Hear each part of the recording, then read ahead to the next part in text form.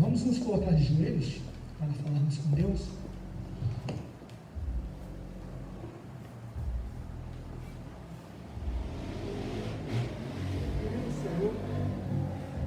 Querido Senhor que estás nos céus, A nossa gratidão, porque depois de longos dias, de alguns meses, nós estamos de volta à tua casa. amém.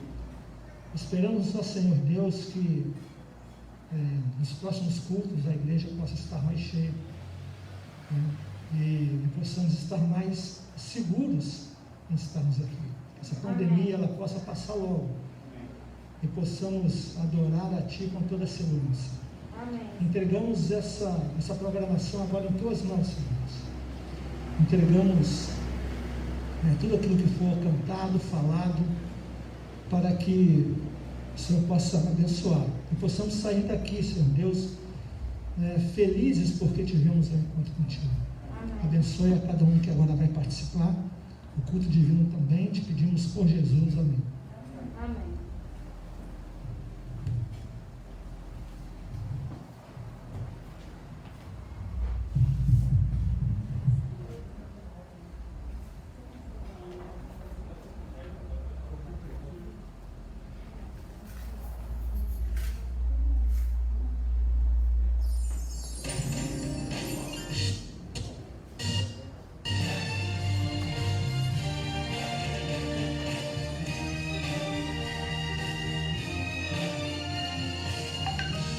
Informativo Mundial das Missões.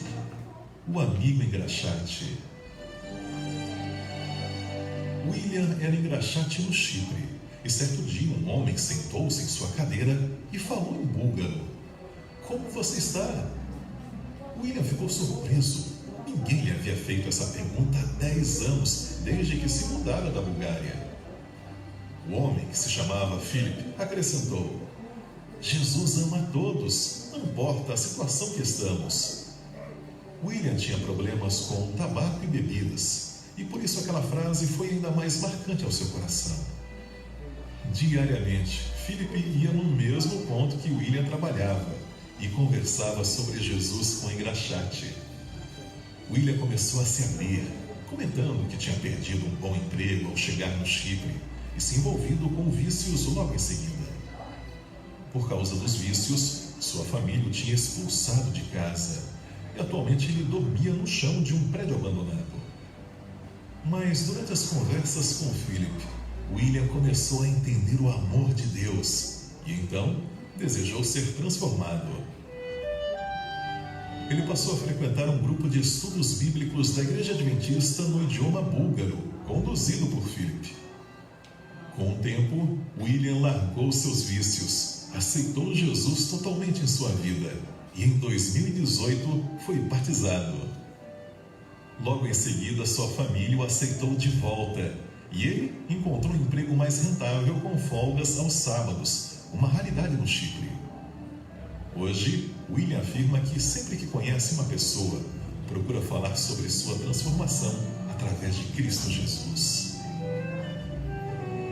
Parte da oferta do trimestre ajudará na construção de uma igreja e um centro comunitário em Nicósia, Chipre. O país tem apenas 103 adventistas e nenhuma igreja própria. Por isso, a sua oferta terá um tremendo impacto. Você ainda ajudará neste trimestre a abrir um centro de influência em Sortland, Noruega, e estabelecer uma igreja em Nova Belgrado, Sérvia. Este é o último sábado do trimestre, a última oportunidade de você ajudar esses projetos da divisão transeuropeia. Por isso, sejamos liberais.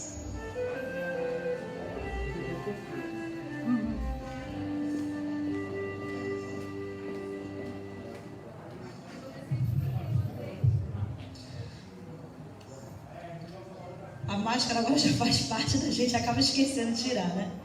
Bom, hoje é o 13º sábado.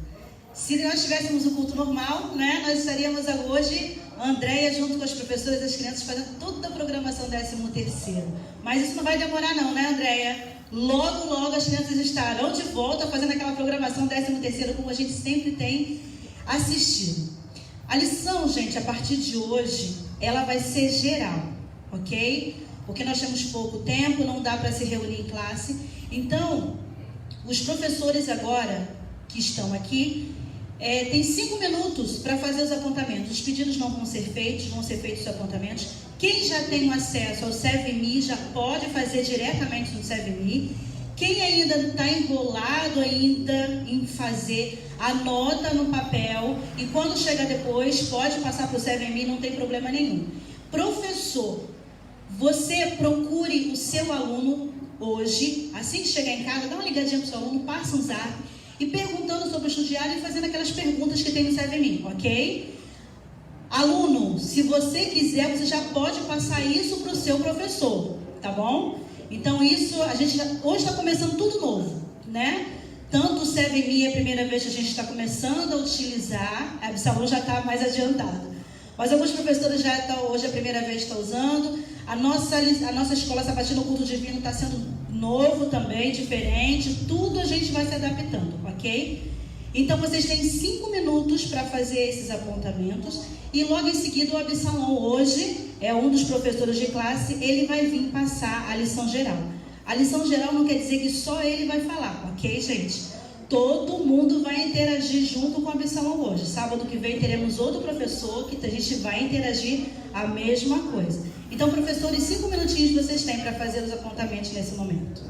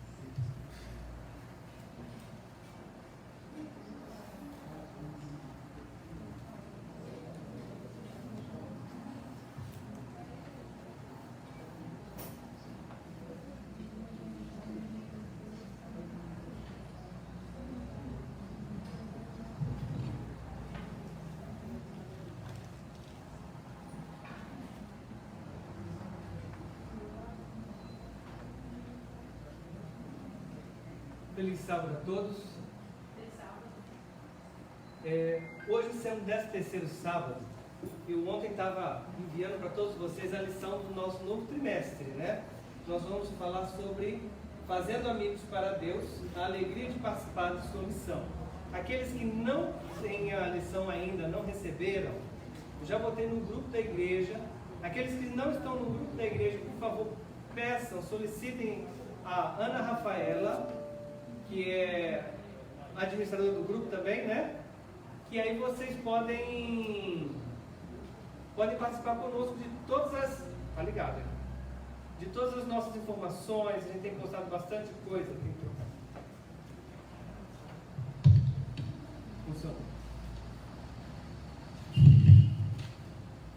De todas as nossas informações, a gente posta bastante informativos, lembretes, revistas, livros. Eu tenho postado algumas coisas no grupo da igreja. E aí vocês vão poder estar cientes de tudo que acontece. E nós recebemos então essa nova lição. E todos vocês estão convidados nesse trimestre a não perder nenhum dia. Né? Nenhum dia. Nós lá em casa temos assistido às vezes 2, 3 cultos no sábado e durante a semana a gente faz dois cultos pela manhã. Com a gente faz a meditação e a lição, e a gente está acompanhando o estudo com o pastor Luiz Mário, do livro de Apocalipse. E ele já, quando terminar o livro de Apocalipse, ele vai começar com o livro de Daniel. E no domingo a gente tem assistido o culto do pastor Luiz Gonçalves, e depois a gente vai para a associação. E na quarta-feira a gente só está no culto da associação. Nós chegamos ao nosso 13º sábado, o último sábado do nosso trimestre, mesmo não estando juntos. E a lição desse trimestre foi excelente. A gente estava conversando um pouquinho com o Rogério. O Rogério disse que foi uma lição que a gente precisava dela, né, Rogério? Uma lição que esclareceu muitas dúvidas para nós. A lição desse trimestre vem nos falando como interpretar a Bíblia, né? De um modo geral. Na semana passada a gente estudou que algumas passagens da Bíblia são difíceis de serem entendidas e compreendidas, né? São difíceis, mas com a ajuda do Espírito Santo a gente consegue compreender. Às vezes pede ajuda do Espírito Santo, a gente pode pedir ajuda de um membro mais experiente, né? Tirar dúvida com o próprio pastor, assistir algumas séries de conferências que a igreja tem ministrado, e nessa época a gente tem assistido e aprendido bastante. Mas para a gente resumir a lição do trimestre inteiro que a gente passou e não fomos juntos, eu vou pedir e convidar vocês a abrir a Bíblia em Salmos 119, 105. Eu acho que este verso, de uma maneira geral, ok? Vai resumir o que a lição do trimestre quis dizer para a gente. O que diz lá em Salmos 119, verso 105?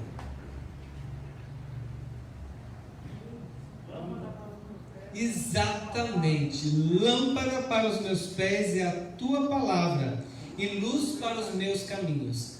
A Bíblia, ela é a nossa lâmpada, o nosso guia. Por que ela é eu estou fazendo um apanhado geral da lição, ok? O que eu estou tentando lembrar do trimestre inteiro, até a gente entrar no assunto de hoje. Nas lições anteriores, ela falou que a Bíblia foi nos dada pelo próprio Deus, por homens santos, inspirados por Deus, falaram e deixaram essa mensagem escrita para cada um de nós, para que nós possamos compreender qual é a vontade de Deus para nós. Nós estudamos um pouco sobre o livro de Apocalipse, que o livro de Apocalipse é revelação. Deus sempre quis revelar algo para o homem. Ele nunca quis que o homem ficasse ignorante. Ele traz a sua palavra para que nós possamos compreender qual é a sua vontade, né? O que aconteceu, de onde viemos, para onde vamos. Uma dúvida da humanidade há séculos. De onde viemos, para onde vamos? Nós sabemos que viemos da mão do Criador e vamos voltar a um Éden restaurado. De onde viemos, para onde vamos. Todos têm esse privilégio de conhecer, se simplesmente estudar a sua palavra, saber qual é a sua vontade para mim e para você. Vou pegar aqui rapidamente para resumir e a gente encerrar essa parte, pois a Bíblia, na primeira lição, ela tem algo singular.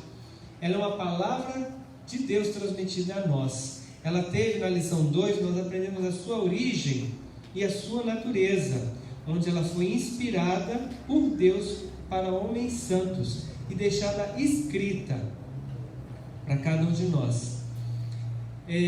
Jesus também tinha uma visão, na lição 3, uma visão sobre a Bíblia, assim como os apóstolos. Eles sabiam que a palavra de Deus era inspirada, e toda a Bíblia faz menção a nosso Jesus Cristo. Ela tem uma fonte autoritativa da nossa teologia. Ela traz experiências, ela tem muito mais do que cultura. A Igreja Adventista, uma das suas doutrinas, assim como na lição 5 nos contou, é que nós acreditamos em sola escritura, somente na palavra de Deus. Essa é a mensagem que Deus tem para mim e para você. Ela deve ser a norma dominante dos nossos ensinos. E por que às vezes é necessário interpretá-la? Pois a gente já falou, ela às vezes é um pouco difícil. A gente deve estar mais ciente da sua tradução, das suas interpretações. Devemos conhecer o seu contexto, não só o que está escrito, mas às vezes o contexto, que vai nos esclarecer muito mais sobre o seu conteúdo. Muitas vezes, Salão, Sim. a gente lê um versículo que está em, vamos dizer, em Êxodo. A gente não entende, muitas vezes o complemento dela está lá em Hebreus. Ela Ou vai mesmo em Apocalipse. ela vai se... É um pouco aqui, um pouco ali, e ela vai se completando. Aí a gente vai entendendo melhor. Na lição 7 a gente percebeu que o idioma, né, que traz um texto, pode trazer um contexto. A gente entende melhor quando a gente vai estudar na sua origem, no seu original. Como aqui eu acho que quase ninguém fala o hebraico, o aramaico ou mesmo o grego em que foi escrito a Bíblia, mas procurar saber e entender um pouquinho da sua origem, do seu idioma original, pode nos abrir a mente e esclarecer mais sobre algumas coisas que estão na palavra de Deus. A Bíblia, na lição 8, falou sobre a criação, o Gênesis como fundamento de toda a Bíblia. Por que nós devemos entender o livro de Gênesis? Né? Ali fala de todo o plano, pois em toda a Bíblia ela está, do início ao fim, falando de um Deus Criador. E na lição 9, a gente continuou sobre a criação. Eu lembro que a gente estudou aqui o negócio da terra plana, eu lembro, né? O Gênesis versus o paganismo, né? Ou nós acreditamos na criação, ou na evolução. A lição 10 trouxe a Bíblia como uma fonte histórica, né? A gente pôde perceber naquele dia que nós estudamos, que a arqueologia, a história, está repleta de fatos que a Bíblia já relata, onde dá mais segurança e firmeza do conhecimento que a gente tem na Bíblia. Na lição 11, falou sobre as profecias, e parece que essa semana então, com as outras duas pragas que aconteceram essa semana, né? Porque a pandemia é uma, agora vem a praga dos gafanhotos. Dia 23 teve terremoto no México, já está com 3 pragas, né? E aí as profecias se cumprindo e cada um se arregalando os olhos do que o mundo deve estar agora realmente, o que está acontecendo. Nós temos que estar muito embasados nas profecias que a Bíblia nos diz, para nós não sermos pegos desapercebidamente. Na lição 12, estamos acabando, lidando com as passagens bíblicas difíceis. Se não compreendermos, leamos mais uma vez. Peçamos a presença do Espírito Santo para que a gente possa compreender um pouco mais. Termos paciência, procurar um membro que conhece um pouco mais do que a gente, entender cada um dos detalhes. As profecias estão se cumprindo e muitos vão buscar razão da nossa fé. E se nós não soubermos a razão de nossa fé? A única base firme e forte é a Bíblia. Chegamos ao 13º sábado, vivendo pela palavra de Deus. Como eu posso viver pela palavra de Deus? É um desafio para mim e para você. Vou falar o verso áureo que vai ajudar um pouquinho nessa resposta. E essa resposta vocês vão me passar aqui. Tornai-vos, pois, praticantes da palavra e não somente ouvintes, enganando-vos a vós mesmos. Um texto forte, um desafio para mim e para você. Tornai-vos, pois, praticantes. Antes de vir para a igreja, a gente estava já assistindo as lições da Bíblia. E lá, A Osana até comentou, né, que nós temos que viver mais do que o que nós pregamos. Como é que a gente pode viver? Porque o viver fala mais do que palavras. Como é que é isso? Vivendo pela palavra de Deus. Vocês têm alguma participação? Para a gente fechar já essa parte de sábado. E a gente tem mais alguns minutinhos para a gente passar o restante dos dias da semana. Como eu posso viver o que eu prego? É praticar. E como eu pratico? Você chegou no meu objetivo. Como praticar o que eu estou falando? Em tudo diariamente. Oi? Em tudo diariamente. É agir diariamente nas minhas pequenas coisas, nas grandes coisas também, né? Perfeito, é isso mesmo. O que mais? Eu vou fazer o quê? Pode dizer o que eu vou fazer para eu viver o que eu prego. Eu vou fazer meus cultos. Isso eu estou vivendo o que eu prego. Você tem que fazer seu culto. Então eu faço o meu. Você tem que ir na igreja. Eu venho. Você tem que orar mais. Eu oro. Você tem que estudar mais a Bíblia. Eu estudo. É viver realmente aquilo.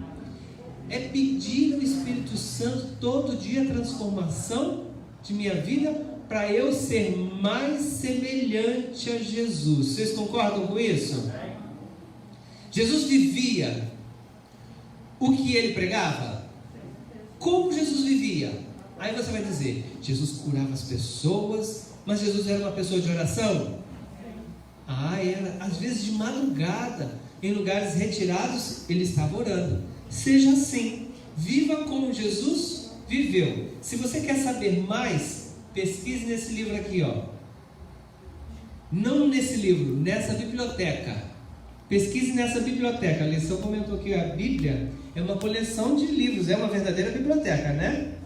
E a gente fazendo isso, a gente acaba sendo, não é uma rotina que eu quero dizer, é que você já vai no automático fazendo. E se torna aquilo um hábito. Se torna um hábito. E o melhor de tudo é que as pessoas que estão ao seu redor começam a ver a transformação que está tendo na sua vida. É verdade. Porque conforme a gente vai estudando, a gente vai deixando Deus atuar de uma tal maneira na vida da gente que tudo que está ao nosso redor pode vir qualquer situação. Mas a gente está pronto, a gente está preparado. E as pessoas que não são cristãs, né, que não são da igreja, elas começam a observar que você é uma pessoa diferente. E que aí muitas vezes tem que descobrir o porquê que você é diferente, o que está acontecendo, e por que você mudou.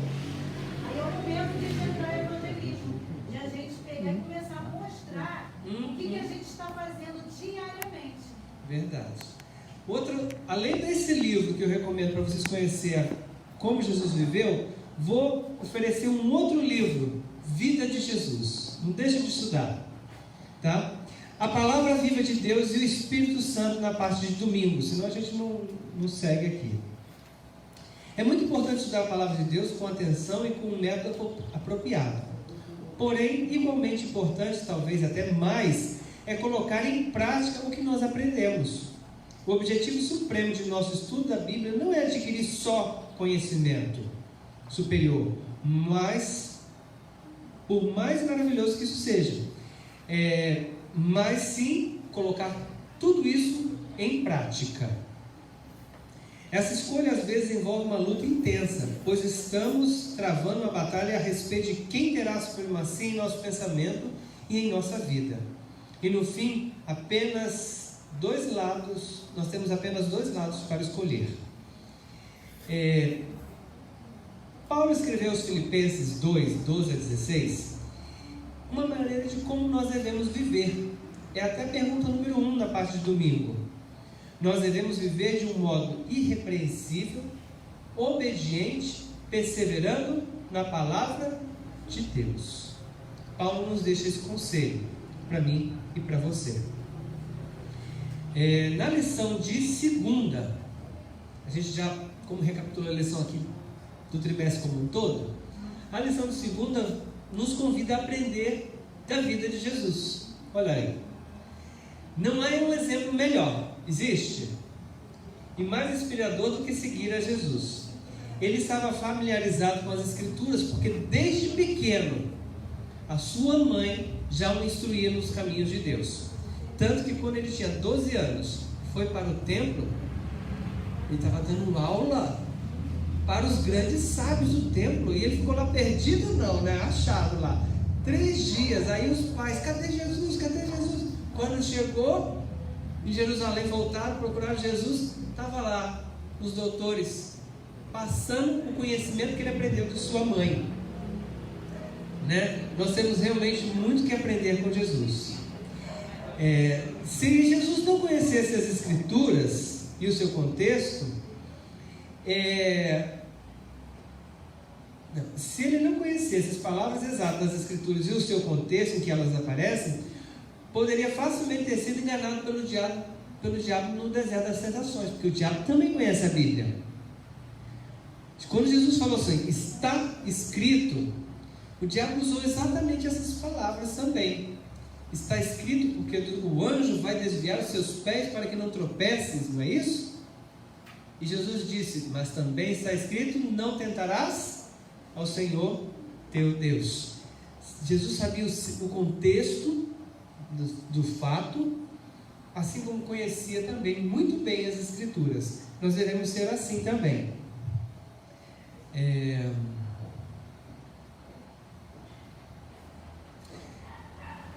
Somente essa familiaridade com a palavra do Senhor nos ajudará,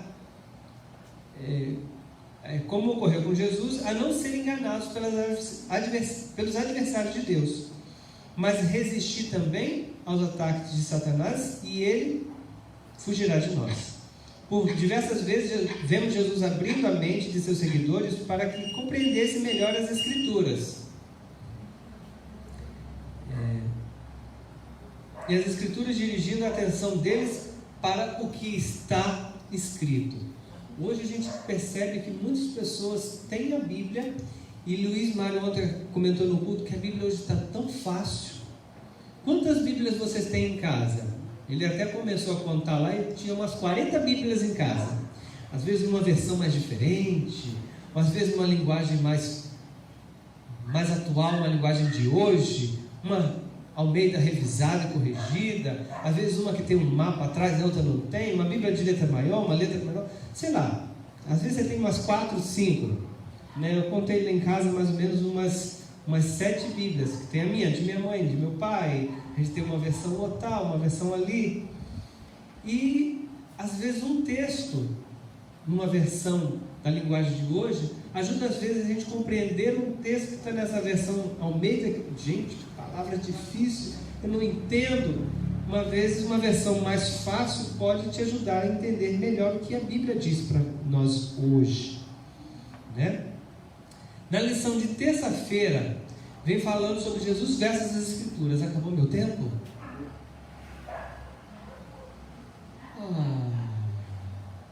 Então a gente fica para a próxima semana. Um grande abraço a todos e tudo de bom.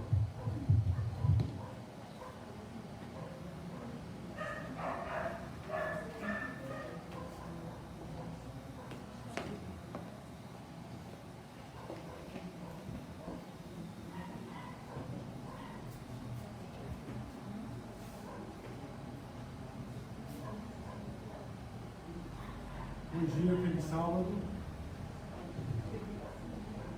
Espera 3 segundos. Poderia fazer a parte, já que eu sou professor adolescente, falar a respeito da nossa lição. Não está saindo? Não, tirar a máscara que fica melhor para entender. Não, desculpa, mas eu vou seguir assim. Vamos lá. Deixa eu trocar. Opa. Vamos lá, Andrei. Ainda não está.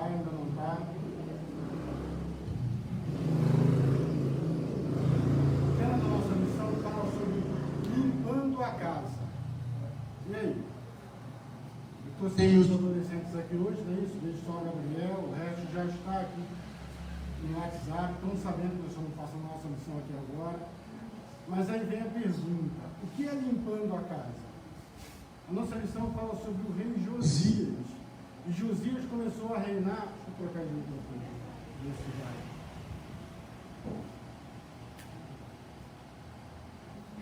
E Josias começou a reinar com 8 anos de idade. Judá era uma nação simples, fácil. Imagine uma criança, eu imagino isso, né? Uma criança com 8 anos.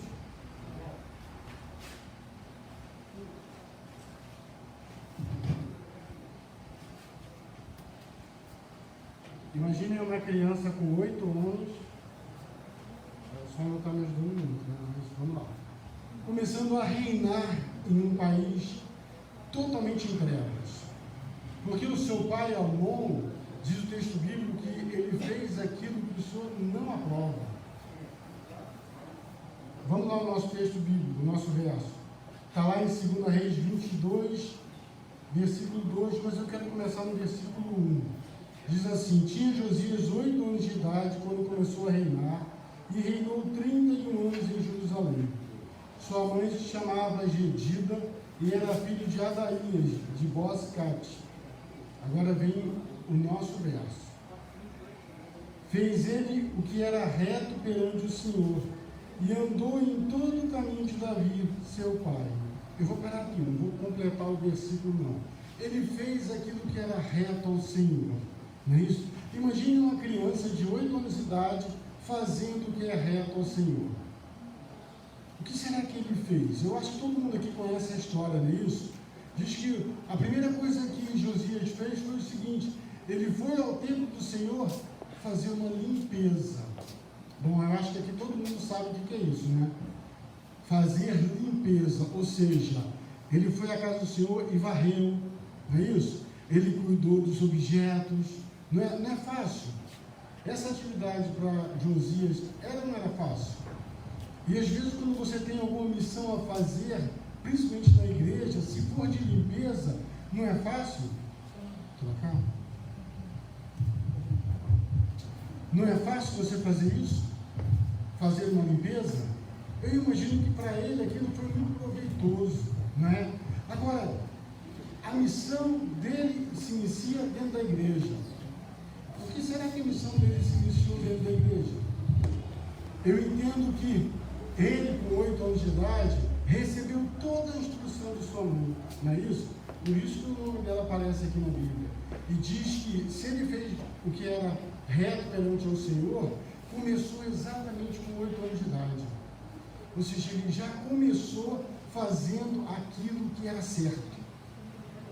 Muitas vezes a gente fica em dúvida em fazer aquilo que é certo, não é isso? Mas a Bíblia diz que é só começar. Não olhar, não se desviar de fazer aquilo que é realmente a coisa que você sabe que é certa. E a segunda parte fala assim, ó, ele não se desviou nem para a direita e nem para a esquerda. O que quer dizer isso? Ele focou um ponto e seguiu em linha reta. Bom, Josias foi pecador, como qualquer um de nós, não é isso?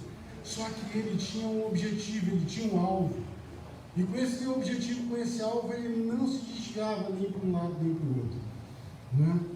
Eu queria falar um pouco mais que ele já de cara viu tudo aquilo que estava errado no país e mandou remover, mandou retirar. Imagine só agora uma criança, não é isso? Agora já um pouquinho jovem, com 16 anos, já mandando fazer uma limpeza geral no país. É isso que precisamos fazer. É isso que precisamos olhar para a nossa vida e ver aquilo que na nossa vida precisa ser retirado. Aquilo que o Senhor não aprova, você precisa olhar para você mesmo no espelho e fazer como Josias fez. Retirar aquilo que o Senhor Deus não aprova e traçar um objetivo e seguir ali em frente. Que Deus nos abençoe.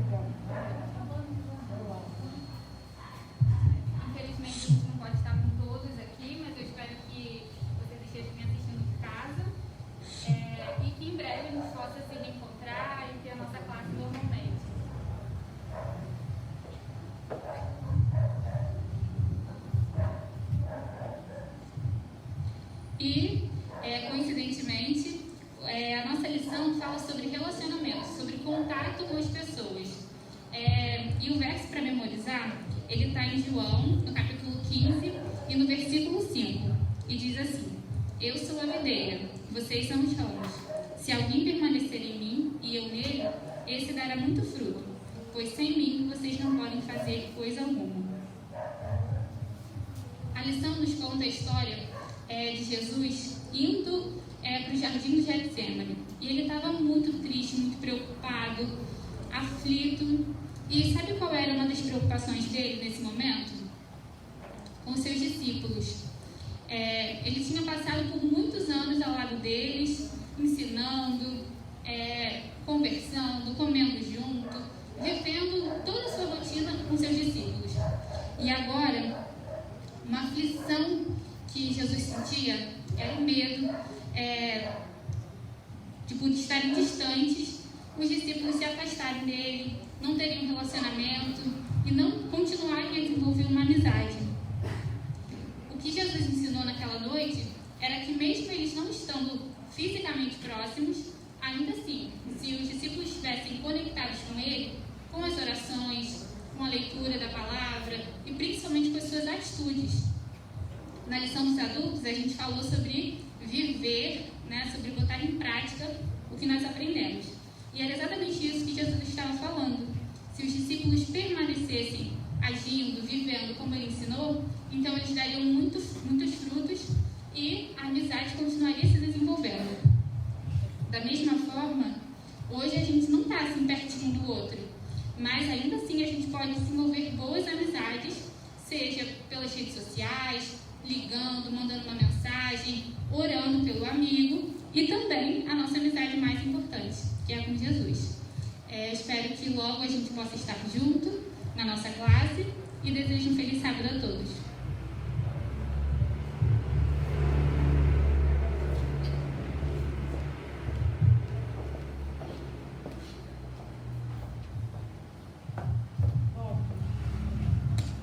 Hoje, como é o 13º sábado, a nossa oferta é diferente hoje, né? A nossa oferta é geral. Então, o Marcelo ele vai tirar a nossa oferta da Escola Sabatina agora, para todas as pessoas que trouxeram a sua oferta.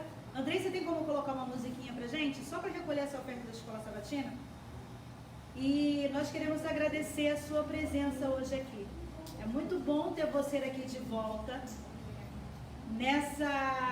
mesmo que a gente está em pouco número, você que está em casa nos assistindo, no próximo sábado nós estaremos aqui mais uma vez, às 9h45, nós iremos começar o nosso culto com os cânticos, antes das 10 horas nós começarmos o nosso momento de louvor.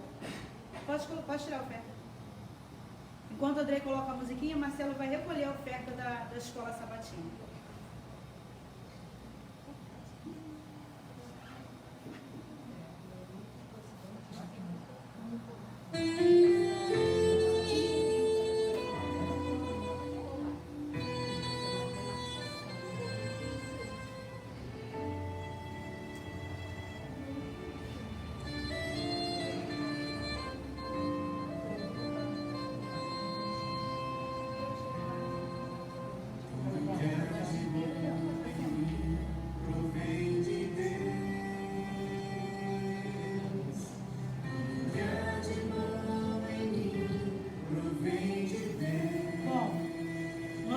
Foi feito.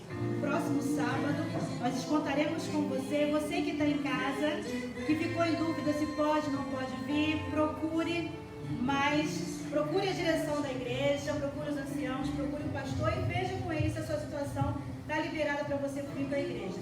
E crianças, mesmo vocês não estando aqui na Escola Sabatina, a tia Andréia todo sábado junto com a sua equipe vai passar a lição para vocês, tá bom? Então no próximo sábado nós estaremos aqui novamente com a Escola Sabatina a nossa lição geral. Nós contamos com a presença de vocês.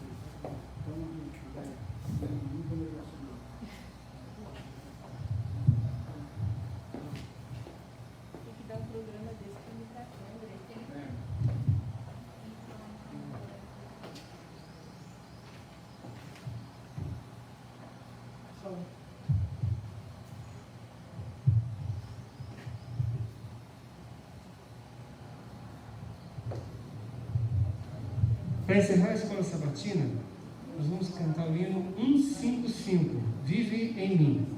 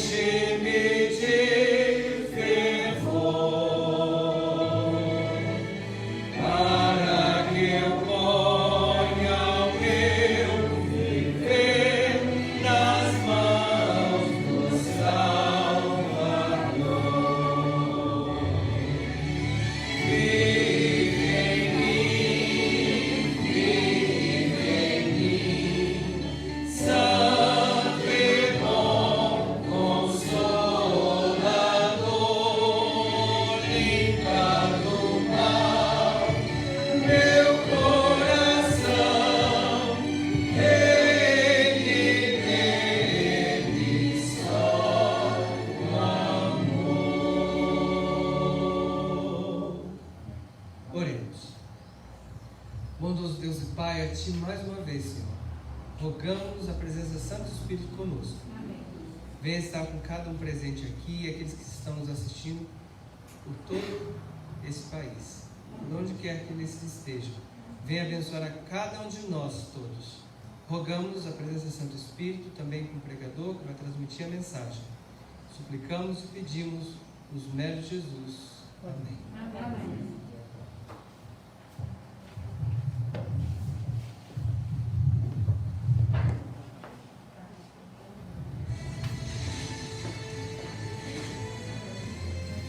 Provai e vede. História de hoje: motivação no desafio.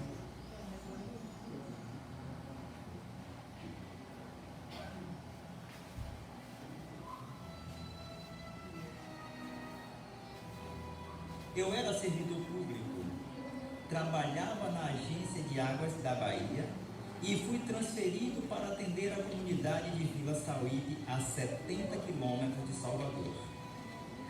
Embora a região fosse um paraíso tropical, com lindas praias de águas quentes, a vila ficava no interior e não oferecia as facilidades dos grandes centros. Eu, minha esposa Jaciara e meus 3 filhos éramos os únicos adventistas da comunidade de 3.000 pessoas. Nossa casa era a igreja e assim seguimos por algum tempo, até que despertou em nós o desejo de iniciar um trabalho evangelístico na vila, com o objetivo de construir ali um templo adventista. O importante era iniciar a obra do Senhor. Alugamos uma pequena casa que serviu de igreja por um bom tempo. Os frutos começaram a brotar e as pessoas foram batizadas. Os meses se passaram. Recebemos a doação de um terreno e imediatamente iniciamos a construção. O dinheiro vinha de parte do meu salário, de doações dos amigos e empresários locais e também do caixa da igreja. A obra seguia como era possível, até que recebemos uma grande ajuda financeira da administração do campo e conseguimos concluir o templo. Hoje, nossa igreja, ainda que pequena, é uma luz do Evangelho aqui na comunidade. Para atender melhor aos irmãos, nossa igreja recebeu outro grande apoio da administração e estamos reformando a fachada central e construindo um tanque batismal. Tudo para a obra de Deus.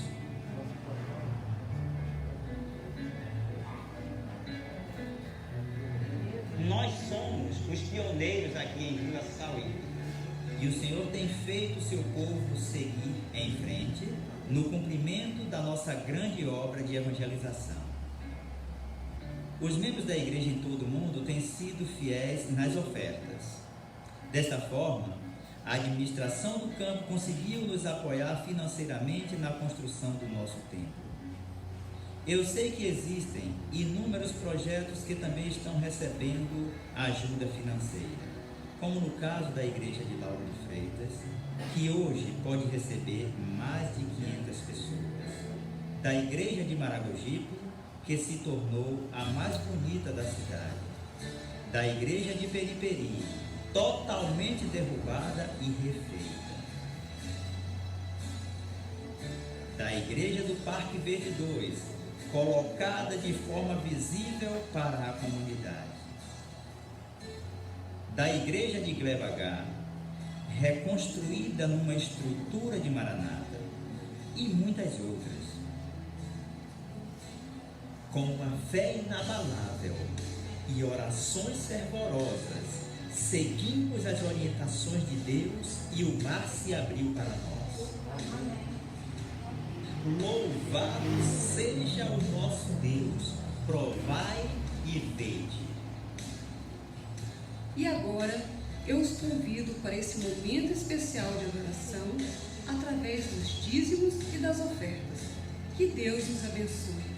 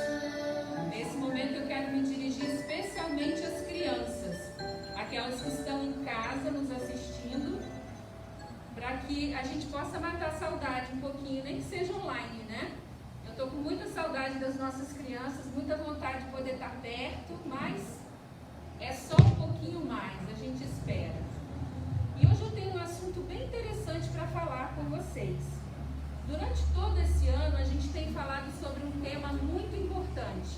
Não sei se as crianças se lembram, mas nós estamos falando sobre regras. E como as regras às vezes são difíceis de ser seguidas, mas também como elas são importantes para a nossa vida e para o bom funcionamento de tudo. E na Bíblia nós encontramos muitas regras importantes. Nesse momento nós vamos escutar uma muito importante.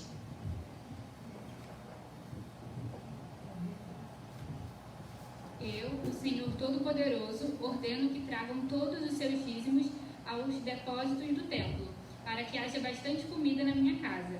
Ponham-me à prova e verão que eu abrirei as janelas do céu e farei cair sobre vocês as mais ricas bênçãos.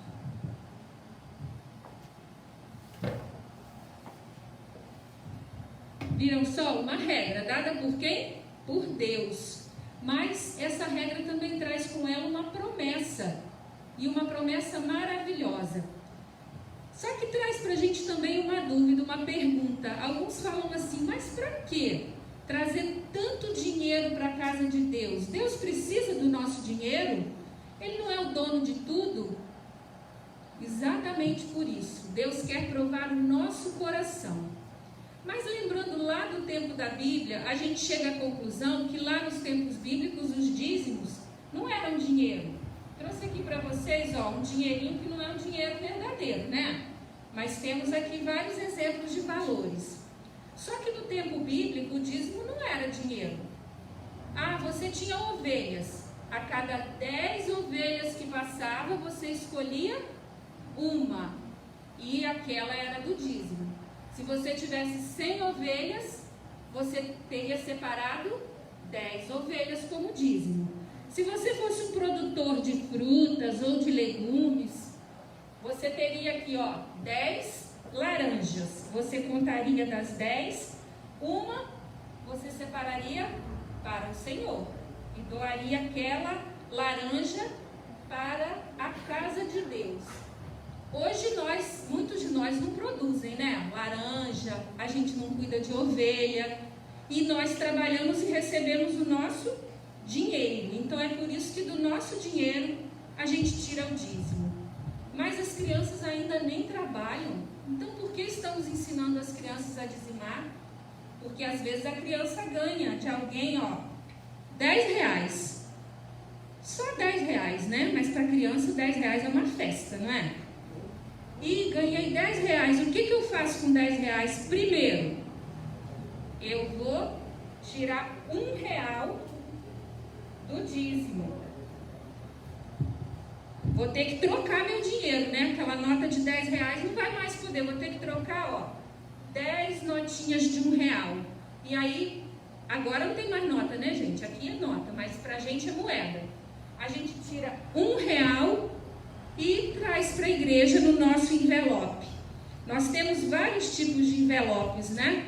Eu aqui, ó, tenho um de aventureiro, um de desbravador, e tem vários outros. Você pode ter o seu envelope. A Absalão, que é o nosso tesoureiro, pode providenciar um envelope para você.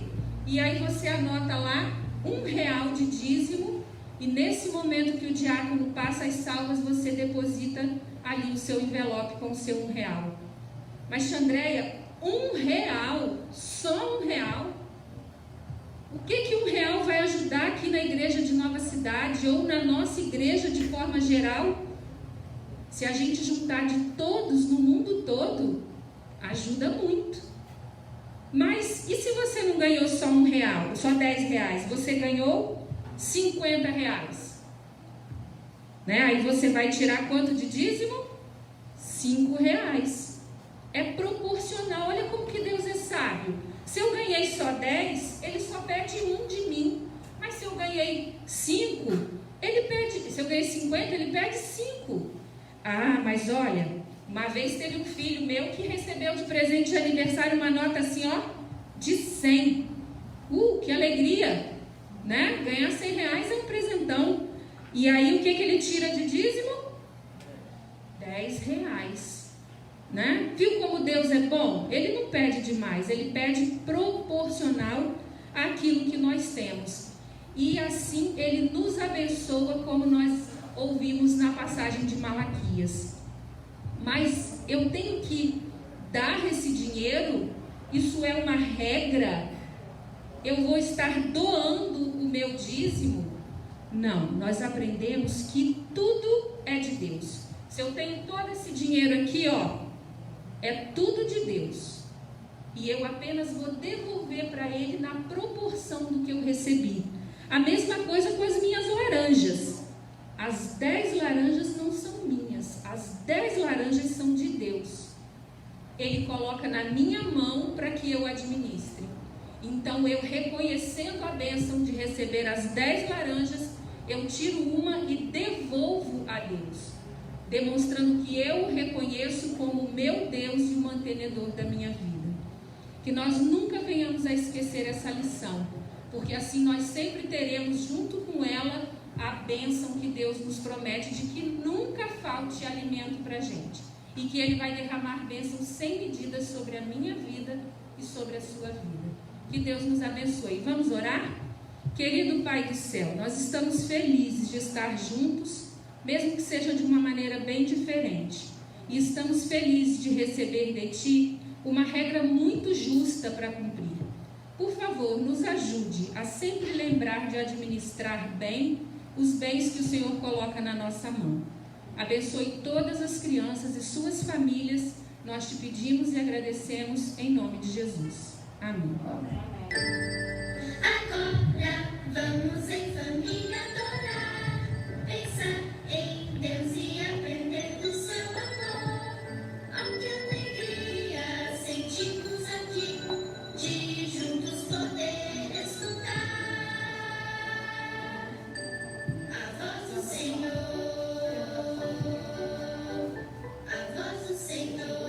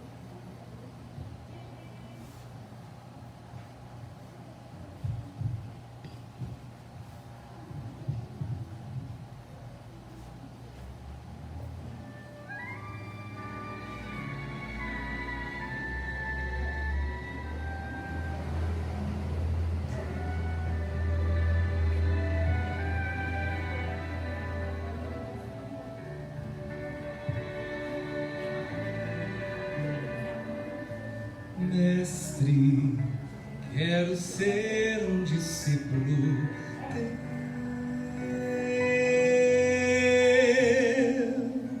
Mestre, quero ser um discípulo teu. Talvez a minha vida não seja o que tu queres, talvez ainda esteja de ti distanciado. No entanto, ao ouvir o teu chamado, pensei em ser aquilo que tu queres. Mestre, quero ser um discípulo teu.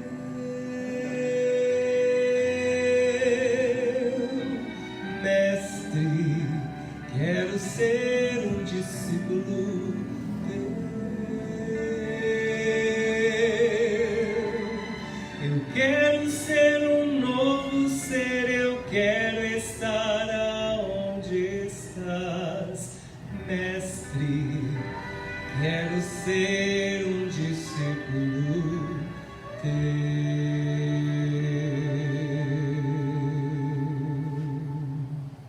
Amém.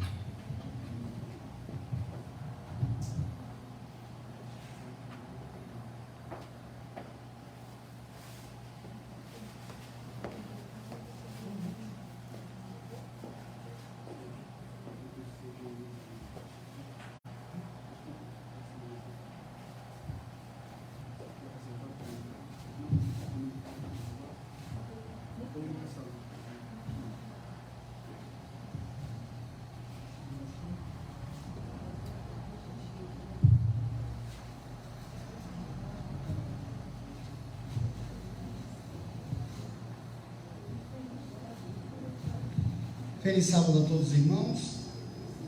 É bom estarmos na casa de Deus para Ele render louvores e adoração. Como nós estamos distantes, vou pedir licença para tirar aqui. Estamos seguindo, quero orientar todos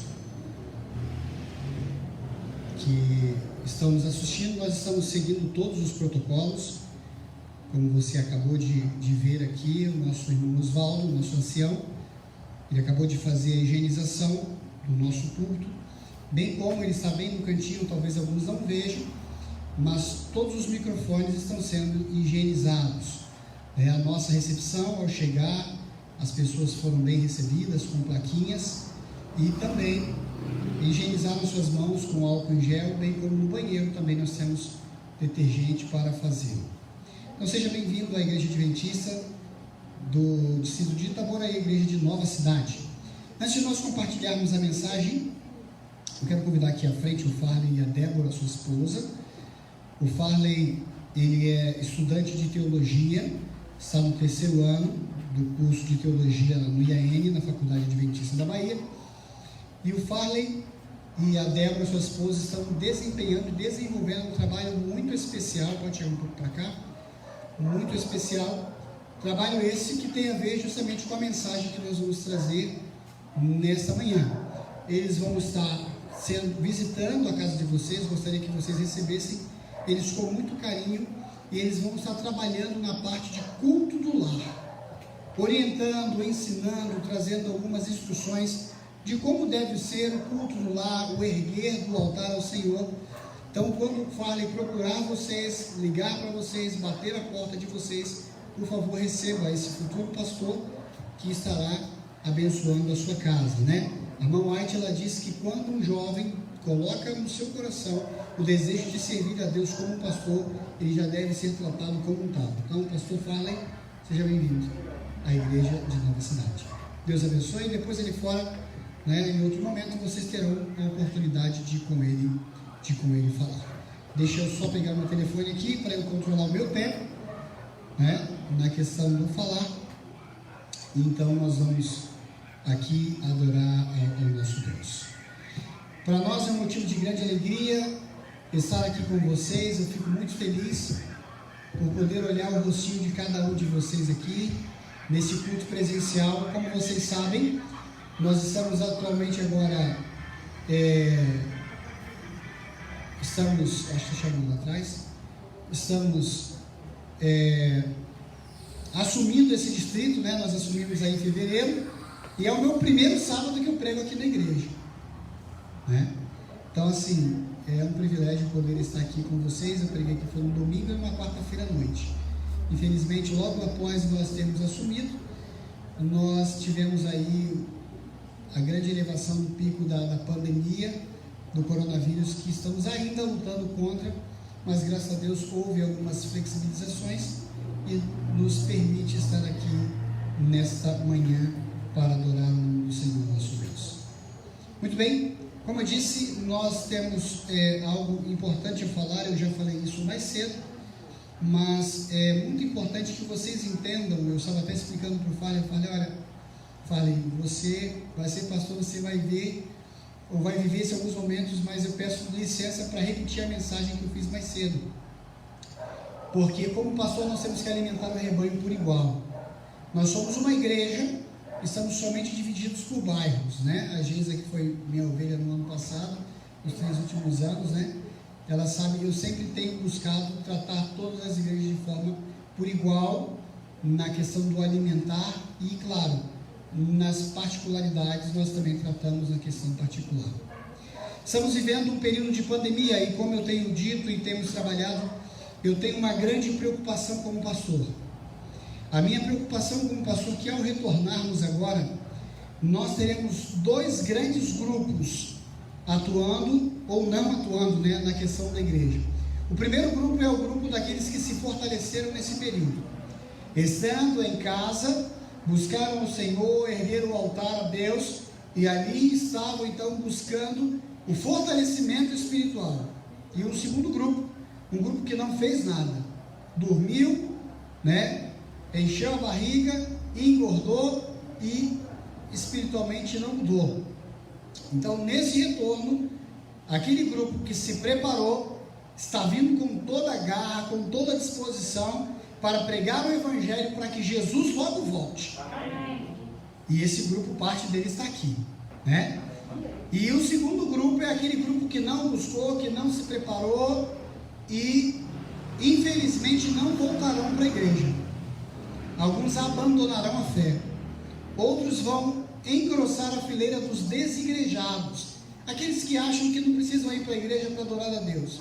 Não, eu prefiro ficar em casa, vou assistir Luiz Gonçalves, vou assistir Gleb Gonçalves, vou assistir, né, outros pastores, Rodrigo Silva, que tá bom demais para mim aqui adorar. Mas a palavra de Deus diz que nós devemos ir à casa do Senhor para a Ele prestar culto, louvores, adoração, assim como a Andréia muito bem apresentou a adoração infantil, falando sobre vir à casa de Deus e trazer a devolução dos dízimos e, como gratidão, ofertar para que haja mantimento, né? Nesse período, a igreja aqui em Nova Cidade ajudou a diversas famílias, né? Ajudando com alimentação, ajudando de parte financeira a tratar justamente desse período. Louvado seja Deus, porque a casa do tesouro, a igreja do Senhor, não esteve fechada neste período. Esteve fechada sim, mas não esteve parada, esteve trabalhando. Então, nessa manhã eu quero tratar com vocês de 2 textos, 2 capítulos no livro de Gênesis, o capítulo 18 e o capítulo 19.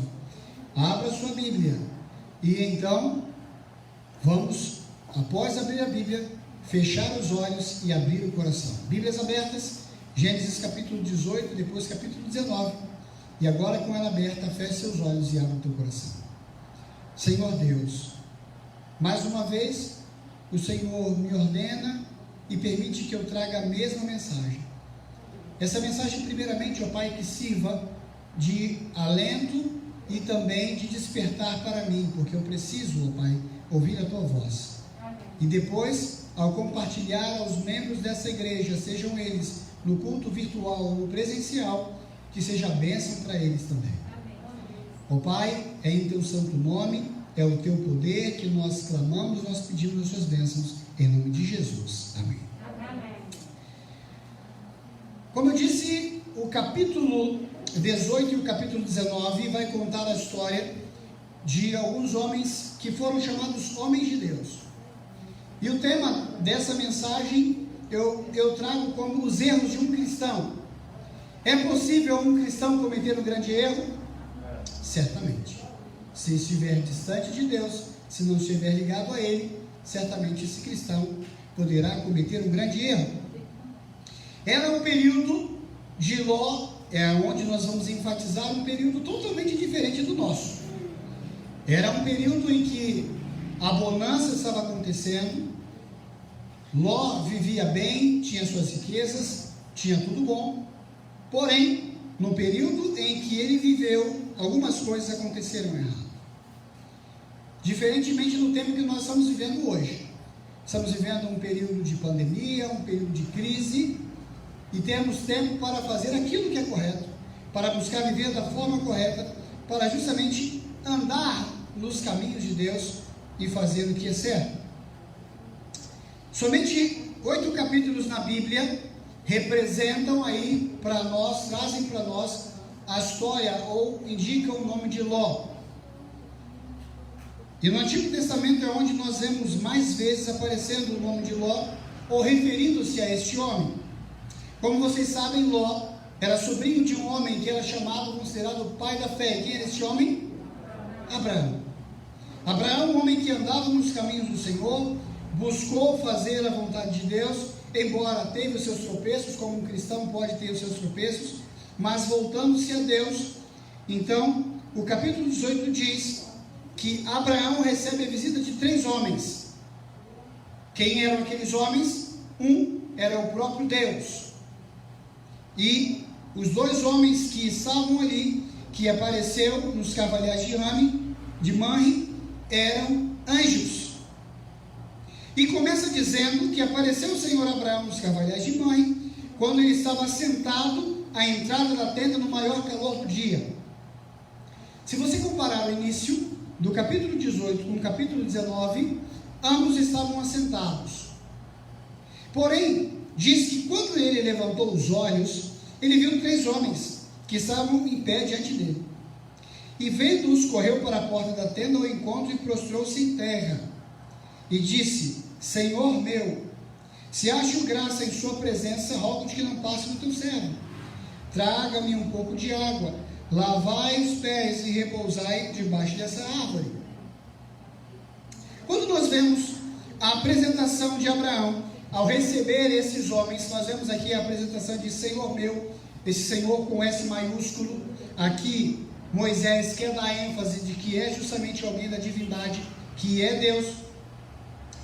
Diz que Abraão, ele curvou o rosto em terra, e a palavra hebraica justamente que é apresentada, ela quer mostrar justamente que este curvar o rosto em terra é uma adoração a uma divindade.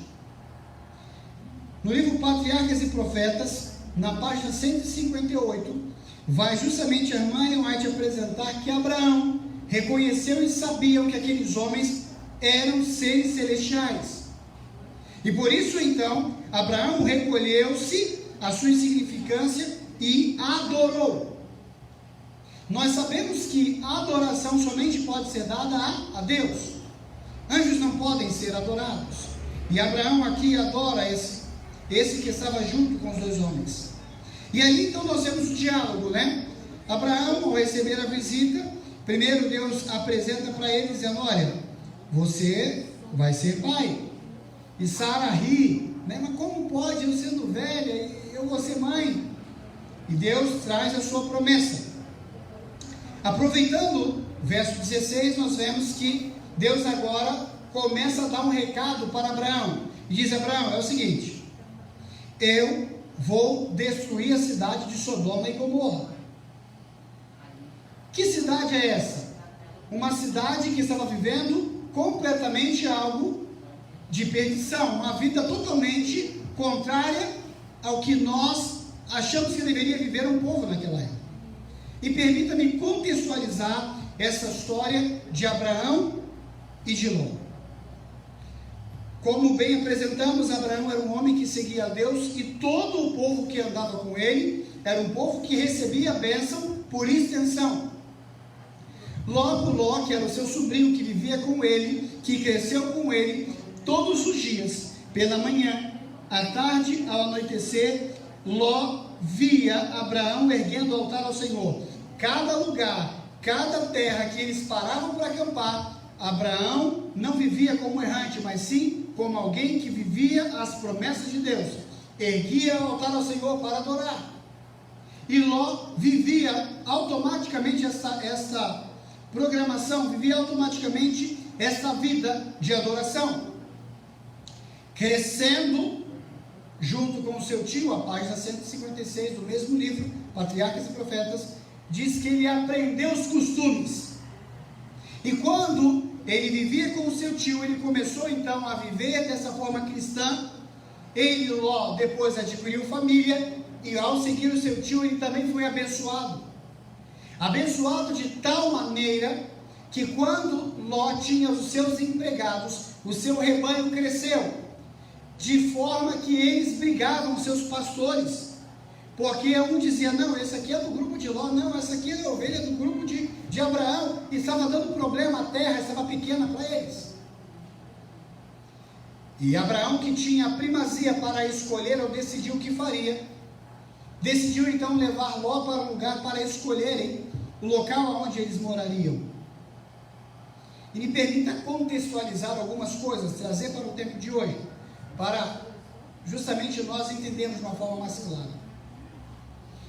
Imagino eu que Abraão chega agora, quase chegando na parte tarde, quase escurecendo, e ele diz, Ló, como você sabe, eu sou mais velho, eu tenho o direito de escolher para onde eu quero ir, mas eu vou te dar a oportunidade de você ter a primazia da escolha onde você quer morar.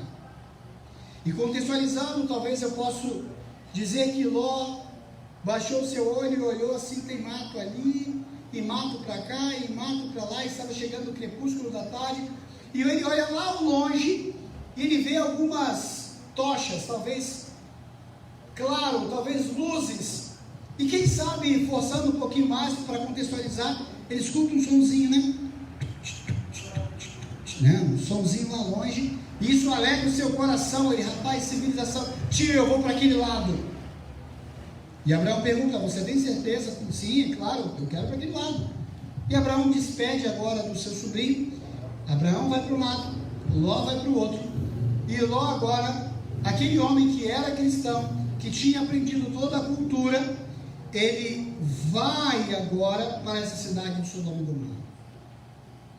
Ao chegar na cidade de Sodoma e Gomorra, Ló vai se instalar naquela cidade, vai começar a ter influência e vai viver uma vida totalmente diferente de uma vida que ele havia aprendido com o seu tio. E aí eu trago vocês agora para o capítulo 19, porque diz que ao anoitecer, aqueles anjos que receberam a informação de Deus para ir para a cidade, justamente porque havia sido notificado que a cidade seria destruída, esses anjos vão para Sodoma e Gomorra.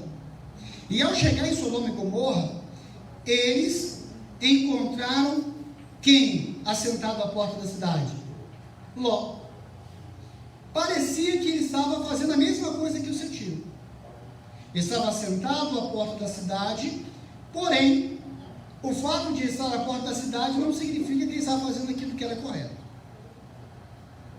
Voltando uma informação, Sodoma e Gomorra era uma cidade que estava vivendo totalmente fora dos padrões divinos, daquilo que Deus queria. E por isso Deus disse para Abraão, Abraão, eu vou destruir Sodoma e Gomorra. E Abraão, entendendo que o seu sobrinho estava lá, disse, mas Senhor, é justo o Senhor destruir uma cidade por causa de 50 justos? E Deus, entendendo aonde Abraão queria chegar, disse, ok, se tiver 50 justos lá por amor a eles, eu não destruo a cidade. Mas, Senhor, se por acaso de 50 faltarem 5, por amor aos 45 eu não destruo. Aí eu começo a imaginar Abraão ali, tentando dar um jeitinho, não brasileiro, mas lá do pessoal de Ur dos Caldeus, né, que deu origem depois ao jeitinho brasileiro. Mas se faltar, e foi chegando a 10, ele coçou a cabeça e falou assim, o negócio está ruim lá. Não tem 10 pessoas justas na cidade. Senhor, então faz o seguinte, salva minha família. E Deus envia esses anjos. Os anjos chegam, encontram Ló, E Ló, ao receber, parece-nos, né, no verso 1, que ele faz a mesma coisa que o seu tio Abraão. Ele se levanta, vai encontrar aqueles homens e prostra o rosto em terra. Mas quando nós vamos fazer a exegese bíblica, o estudo da língua, daquilo que está escrito no original, nós vemos que este adorar, este curvar o rosto em terra, não é a mesma coisa que a adoração que foi feita por Abraão, o seu tio, quando Deus e os anjos estavam presentes.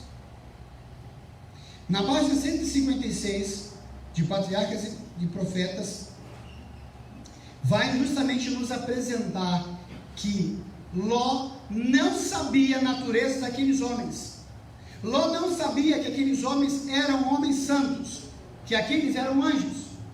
O que ele fez não passava de uma tradição da cultura que aprendeu do seu tio. Então o problema desse homem que tinha que viver o cristianismo é, ele não conseguiu discernir homens espirituais. Sabe por quê? Porque coisas espirituais só se discernem de forma espiritual. Somente vivendo uma vida espiritual, nós conseguiremos entender ou discernir o que é carnal e o que é espiritual. O grande problema dessa família que estava vivendo é que quando você lê o capítulo inteiro, 19, você não vê Ló vivendo em um momento religioso. Não vê Ló levantando um altar ao Senhor. Não vê ele fazendo o culto do lar. Não vê ele falando com suas filhas e com sua esposa sobre Deus. Pelo contrário, ele está à porta da cidade. E ainda na exegese do texto, quando nós buscamos o contexto histórico, o contexto político, nós vemos esse homem à porta. E estar à porta significa duas coisas.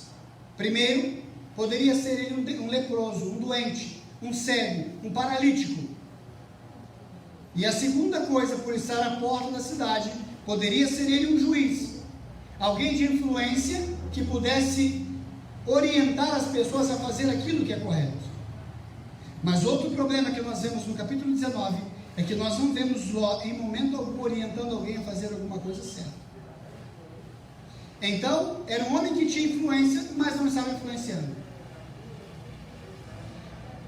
A minha grande preocupação, queridos, nesse período de isolamento social é como nós estávamos vivendo ou como estamos vivendo dentro de casa.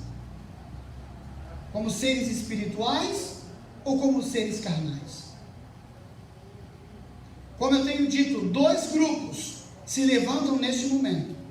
O grupo fiel, um grupo cristão, um grupo fervente para pregar o evangelho e um grupo totalmente frio.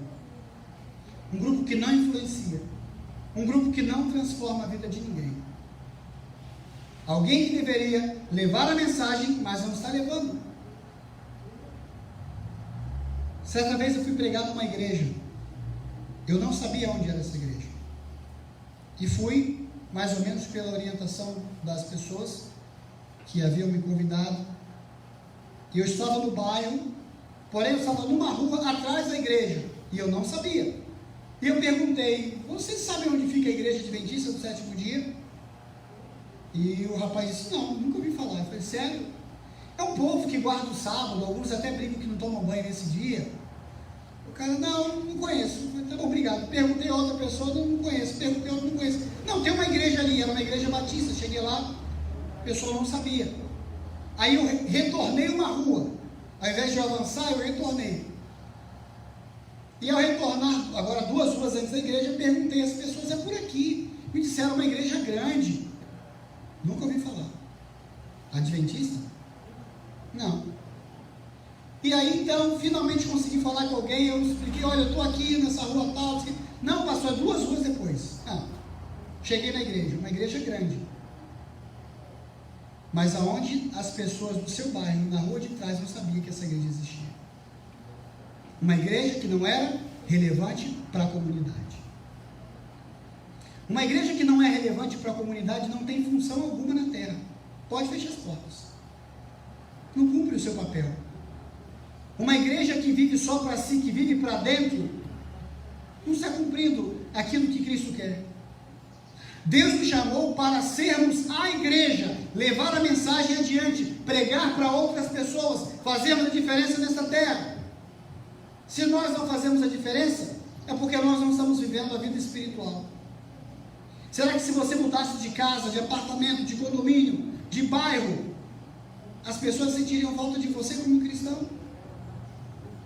Será que essa igreja, se mudasse de bairro, essa igreja sentiriam falta, a comunidade sentiria falta dessa igreja? Ló estava naquela cidade, e o verso 9 apresenta que ele era um juiz.